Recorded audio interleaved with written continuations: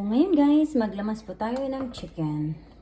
So, unahin natin dyan, iglagay tayo ng asin. Nilagay ko lang siya sa kutsara nang sa ganun malaman ko kung ilan na ang nailagay ko. Tatlo. Tama ba yun? Yan na yan. Wala na. Yan pa kayo siya dito. Para madali. Tapos ngayon, nilagay ko siya ng pineapple juice. Pineapple juice.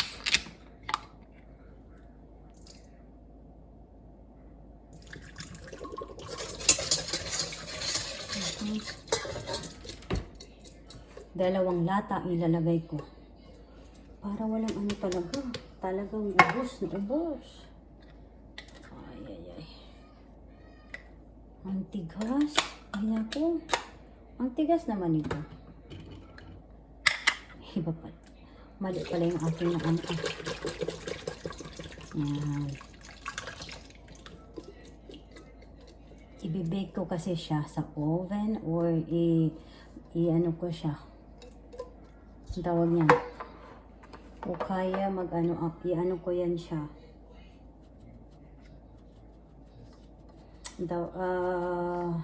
Adobo.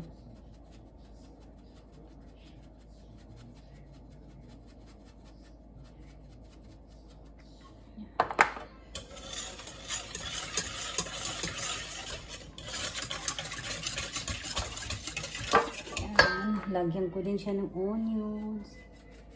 Para maraming ano. First time kong lagyan siya ng onion. Sige.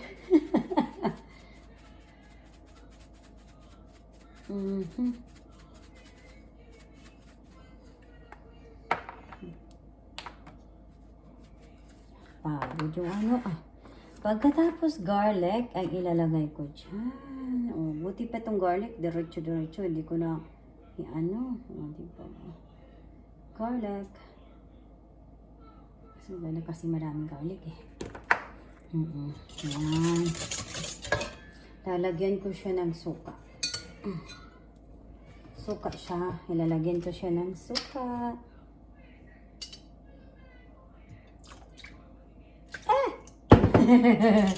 Ano ba yan? Ayan. Make sure na dissolve talaga yung asin, yung lahat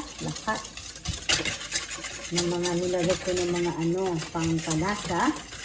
Siyempre yung toyo, hindi talaga mawawala ang toyo Aba, isa, dalawa, tatlo.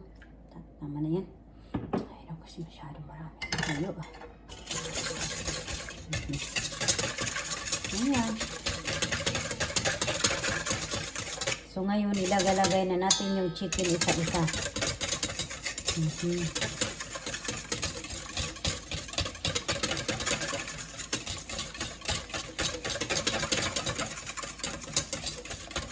Parang kulang pa yung asin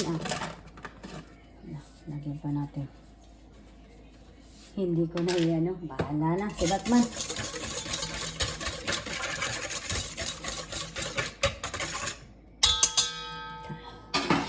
Ilalagay natin yung chicken. Ayan. Ilalagay natin yung chicken dyan. Opo. Ano yan siya? Drumstick yan. Yes. Yan.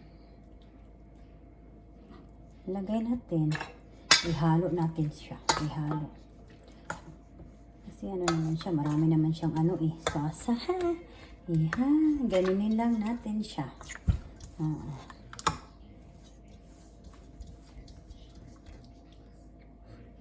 Kamayin ko na. Bakit hindi mo kamayin, mama? Kamayin. Pa-cute pa. Diyos. Kami lang naman ang kakain ito. Ayan. Naghugas naman ako ng kamay ko, ha? Opo, ayan. Yung nasa ilalim, ipataas natin.